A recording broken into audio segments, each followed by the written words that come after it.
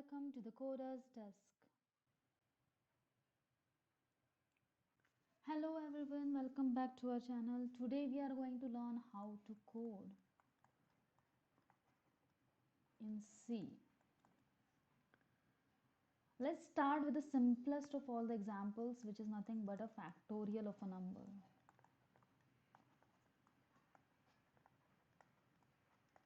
Before I begin with this, let me first tell you, for any problem statement,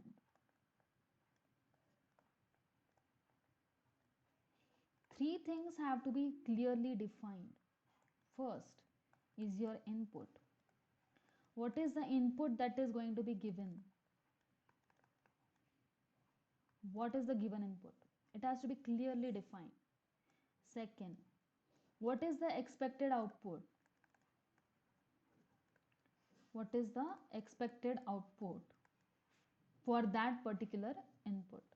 And third one, how is the input mapping to the output? What is the logic, as in what is the logic behind it? So if you understand these three things clearly, you will be able to implement any problem statement in C code or any other language that you may decide to use. Now let's just see how to build this logic and how to code once you have these three things clearly defined. So we have factorial. Input would be number for which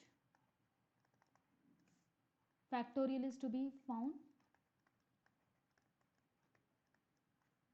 right? That is your input.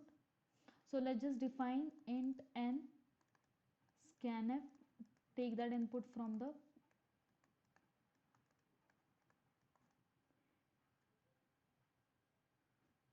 console, right? Now second thing, how is the output? Factorial is nothing but, for example, output of 2 would be 2. 2 factorial would be 2. Output of 5 factorial would be 1 into 2 into 3 into 4 into 5, which is nothing but 120. This is your output. This is your expected output. So from this, you need to define the logic. What is the logic? 1 into 2 into 3 till n, right? This is nothing but your logic. So now we need something that will start from 1 and will go all the way up to n. So we need int I is equal to 1. I is equal to 1. I will go from 1, 2, 3, 4 and so on till n. Now we need something to hold the calculation of these two digits, the things that we are going to calculate in succession from two digits at a time. We need to hold that multiplication in some variable. So we need a factorial variable. We need fact is equal to 1. Now why did I put fact is equal to 1? Why not 2? Why not 5? Why not 10? Because any number multiplied by 1 will always remain n, will always remain that number. So that's why we have 1.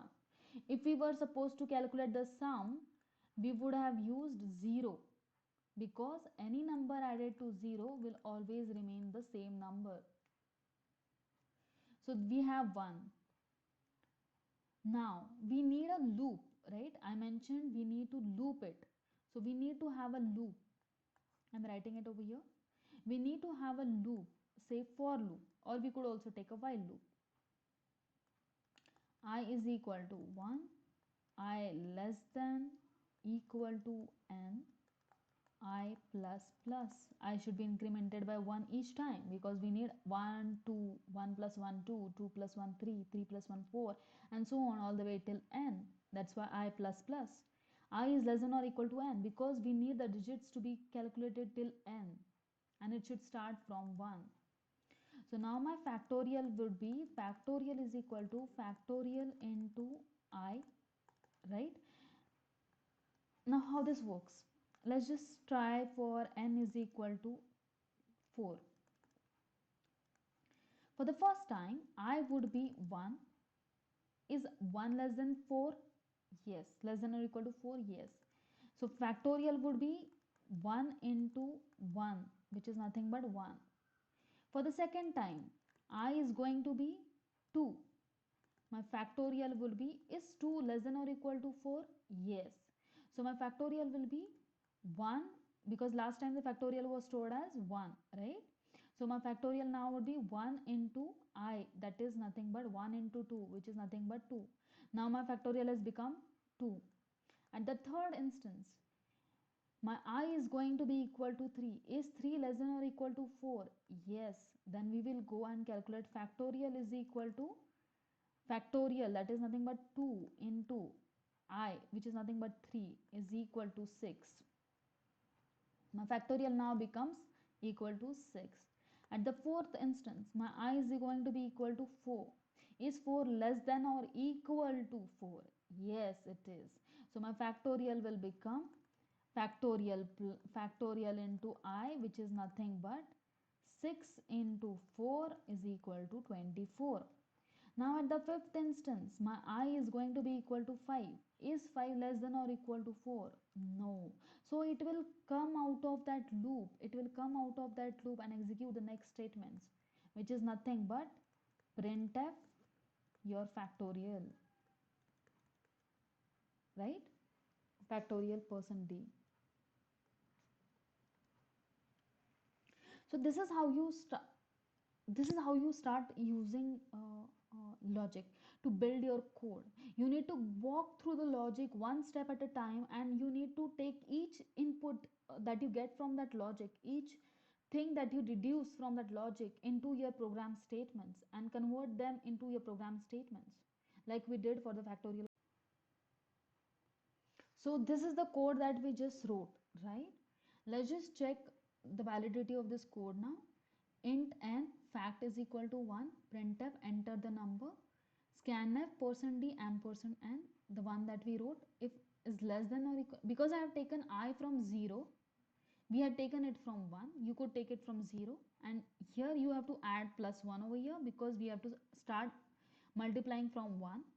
For simplicity, let me just put it this way, less than or equal to n, right? For simplicity, I'm putting it that way. Now let's just run the code and see what happens.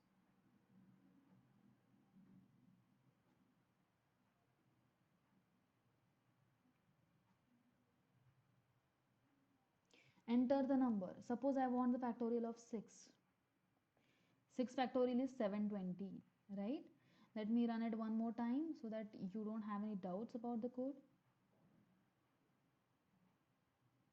Suppose I enter the factorial of 4, which is nothing but 24, which is nothing but 24. So this is how you work with the codes. Thanks everyone for watching. If you like the video, please like, subscribe and share. Thank you very much. Have a nice day.